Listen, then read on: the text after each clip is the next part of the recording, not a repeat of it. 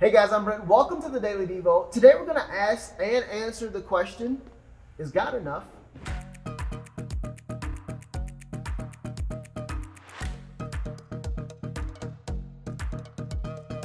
In the book of Isaiah, chapter 46, verse 9, Isaiah is speaking to Israel regarding the word of the Lord. And here's what God had to say to Israel through the prophet Isaiah.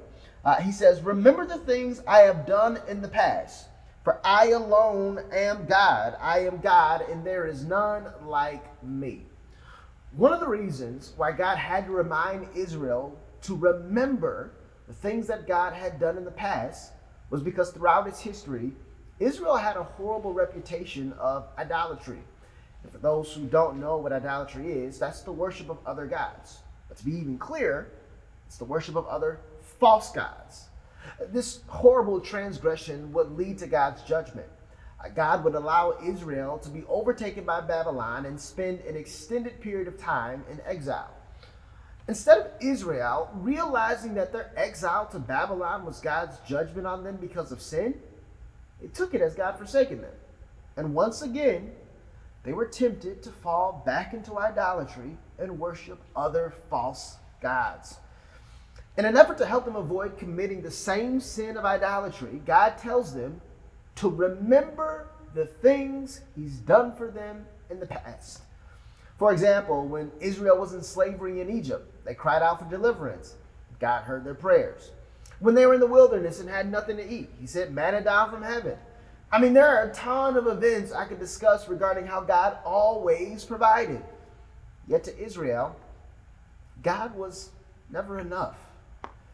After He freed them from Egypt, and instead of worshiping Him, they decided to build a golden calf and worship it instead of trusting that God would continue to provide for them. They wanted to be like other nations, and they asked for a whole nother king. Here's the simple truth. When Israel found themselves believing that God wasn't enough, that was the very moment they found themselves in sin. And this is why God was telling them to remember. Remember all the things that He had done for them in the past and that He alone was God.